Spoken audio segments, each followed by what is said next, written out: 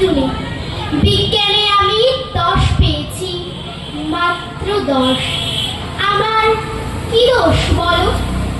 সকাল থেকেই নানা অঘটন, জল খাবারে আস্ত ডিম, রান্নার মাসি নিয়ম জানে না, ডিম খেতে নেই কেননা গোল, অমলেট দিলে দোষ কেটে যেত, লেটার মার্কস পেতাম ঠিক।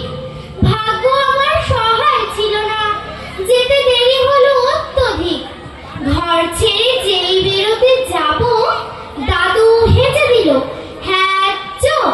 ঠাকুর মাতায় রেগে মেগে কায়, মাকে বললেন বৌমা হাঁচি পড়লো, বেরোয় না যেন। টিক টিক টিক, তখনই মা বললেন ঠিক আছে ঠিক আছে, একটু বসে যাবে টুনি। অগত্যা তাই বসতে হলো। হাঁচির বিপদ যেই না কাটলো, চৌকাঠে পা, আবার পড়লে বাধা।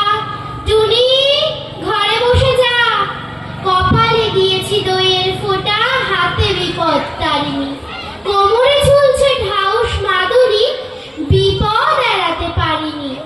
অতি সাবধানে ঘরের বাইরে যেই গিয়েছি, কুট্টি বোন চেঁচিয়ে উঠল, দিদি দেখ দেখ, পাঁচিলে একটা পাখি, কি সুন্দর, হলদেটে ঠোঁট, লালচে চোখ আর বাদামি পিঠ। তাকিয়ে দেখি পাঁচিলে বসেছে, হাই হাই, ওটা এক শালিক। রিকশা কাকু দিচ্ছে তারা, কিন্তু যাবার জোরে, বাড়ির সবাই শালিক খুঁজছে, আয়রে শালিক আয়। আর এক শালিক না দেখে টুনি কি করে স্কুলে যায়। শালিক জুটলো অবশেষে, রিকশা ছুটলো খুব জোরে, আর দেরি নেই পৌঁছতে স্কুল।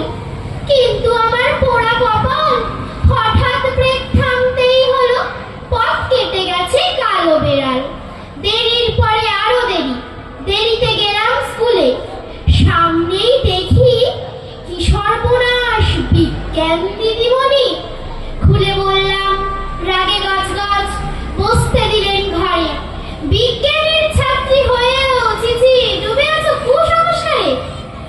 মুক্তমানা দিদিমণি অনেক বকা ঝকার পর প্রশ্নপত্র এগিয়ে দিলেন, খাতা দিলেন। হঠাৎ চেয়ে দেখি পলা নীলা শঙ্খে ভরা দিদিমণির হাতের আঙুলগুলো। বিজ্ঞানে আমি 10 পেয়েছি, মাত্র 10।